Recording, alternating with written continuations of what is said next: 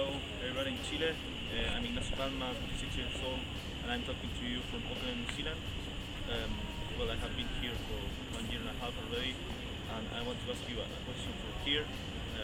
I'm wondering if you have ever thought about to do a cycling trip around the country, spending more than 1 month cycling. And I did it. I started December last year and I finished last April, doing 4 months cycling around the country, from the very top of the country to the very bottom, plus some Fairland area, and it was an incredible journey for me. Cycling through beaches, cycling through the mountains, steep and hilly roads, as winding as well, doing some kayaking and staying in lonely islands for 3 days, canoeing 3 days as well, and doing a lot of hiking. For example, in a volcanic area in the North Island, where the North of the Ring was filled with a lot of volcanoes and mounts to climb there. In the South Island as well, I went to one of the wettest places in the world, the Fiordland National Park, where there is one of the most famous touristic places for New Zealand, called Smithfield Sound, with a very nice fjord. And to get there by bike, it was a really hard job because it was hilly and steep roads to climb by bike.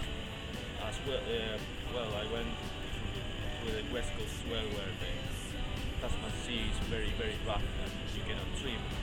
But I went to another beaches as well, where the sea is very quiet and pristine colors, like Tasman and the Bay of Island, Coromandel Peninsula as well, where there is one of the most beautiful beaches I have ever been, called Cathedral Cove. I will remember as well the good wildlife place called Cathedral Cove, where I could swim with dolphins, I could watch some penguins.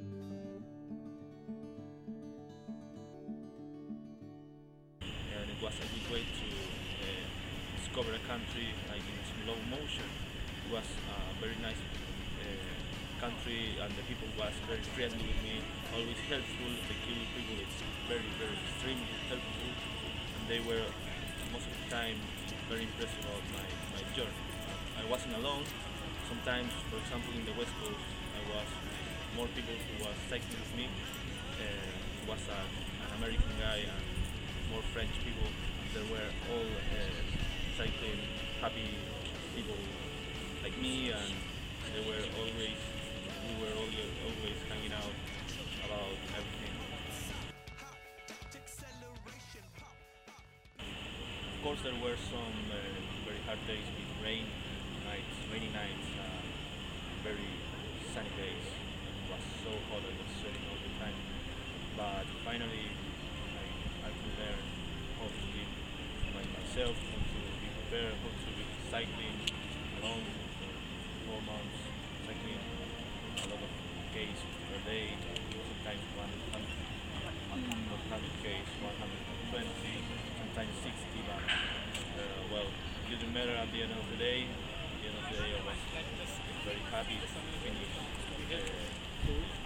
get to the next town, or get to the next city, or get to the next place, lake, or sea, or mountain, whatever. I was very happy to just look different landscapes every day, being with the nature.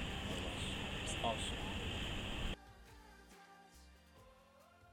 ¿Por qué quise venirme para acá? Porque quise cambiar el horario de rutina de oficina, trabajando como periodista, casi todo el día en la oficina, frente al computador, y quise cambiar de ambiente.